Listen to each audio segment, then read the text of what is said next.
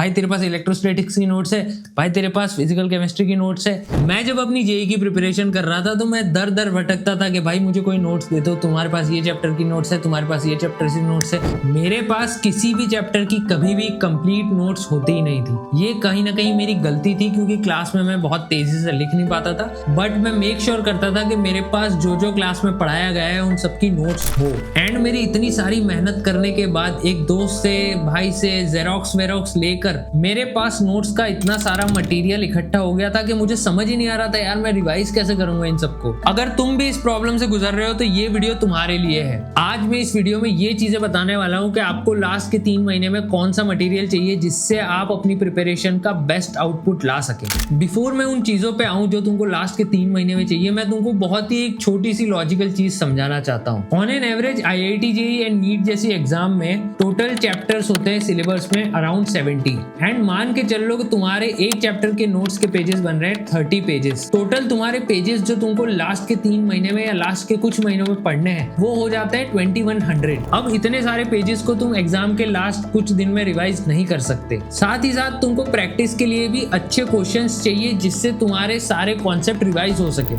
इसीलिए लास्ट के 3 महीने में तुम्हें ये जानना बहुत जरूरी है कि कौन से ऐसे मटेरियल्स हैं जो तुमको चाहिए ताकि तुम अपना बेस्ट आउटपुट दे सको। जो सबसे पहली चीज है वो तुमको हर कोई बता रहा है करने को सिवाय एक बंदे के, you know who I am talking about and what I am talking about is short notes. तो सबसे पहले ये जानते हैं कि यार शॉर्ट नोट्स बनाते कैसे हैं। सबसे पहले तो जब भी तुम कोई चैप्टर रिवीजन स्टार्ट करो उसमें तुम मेन कॉन्सेप्ट एंड फॉर्मूलाज के लिए एक सेपरेट नोटबुक ले लो जिसमें तुम उस चैप्टर के शॉर्ट नोट्स बनाओगे एंड वो शॉर्ट नोट्स 2 से 3 पेजेस से ज्यादा नहीं होने चाहिए। उसमें वो सारी चीजें होनी चाहिए जो इंपॉर्टेंट है एंड जो तुम भूल जाते हो। शॉर्ट नोट्स को ज्यादा सुंदर तरीके से बनाने की कोई जरूरत नहीं है, बट वो इतनी साफ होनी चाहिए कि एक बार देख के तुमको सारी चीजें याद आ जाए, तुमको खुद ही कंफ्यूजन ना हो कि यार ये मैंने क्या लिखा था।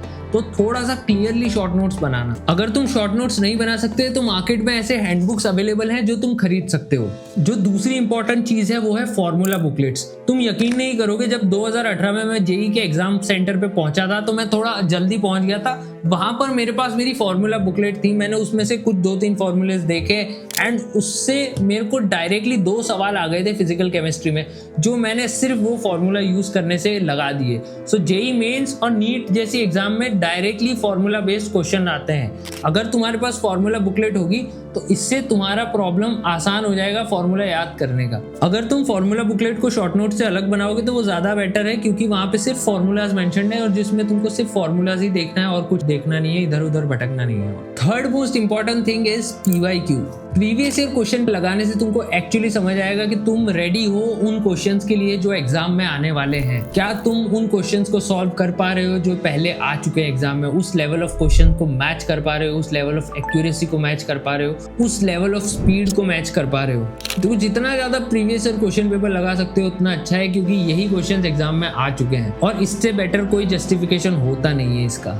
मैं जब अपनी प्रिपरेशन कर रहा था तो मैंने प्रीवियस ईयर क्वेश्चन पेपर की एक बुकलेट खरीद ली थी। मार्केट में ऐसे कुछ प्रीवियस ईयर क्वेश्चन पेपर के बुकलेट्स अवेलेबल हैं जो आप डायरेक्टली जाके खरीद सकते हो। एंड इन बुकलेट्स का फायदा ये हो जाता है कि तुमको यार बार बार कहीं और भटकना नहीं पड़ता हर प्रीवियस ईयर क्वेश्चन पेपर को ढूंढने के लिए। चौथी जो सबसे इंपॉर्टेंट चीज है वो है मॉक टेस्ट। अगर तुम अपनी प्रिपरेशन में सीरियस हो तो तुमको मॉक टेस्ट देने चाहिए। वो तुमको आईना दिखाता है यार तुम कहाँ पर हो, तुम्हारी प्रिपरेशन इस लेवल पे है या इस लेवल पे है, वो तुमको बताता है। मैं तो ये एम्फेसाइज करता हूँ कि अगर तुम लास्ट के 3 महीने में हो तो हर वीक एक मॉक टेस्ट दो। हर मॉक टेस्ट से तुमको ये समझ आएगा यार तुम्हारी प्रिपरेशन कहाँ पहुंची है। जो तुम मॉक टेस्ट में कर रहे हो वही एक्चुअली तुम्हारे एग्जामिनेशन हॉल में भी होने वाला है। सो मेक श्योर तुम जो जो गलतियां कर रहे हो वो मॉक टेस्ट में करो और उनको इम्प्रूव कर लो क्योंकि एग्जामिनेशन हॉल में डायरेक्ट तुम वो गलतियां करोगे तो तुम्हारे मार्क्स पता है ना कहाँ आने वाले, कितने आएंगे, सिंगल डबल डिजिट में आएंगे, पता नहीं कितने में आएंगे, फोन नंबर जैसी रैंक आएगी, आई डोंट नो।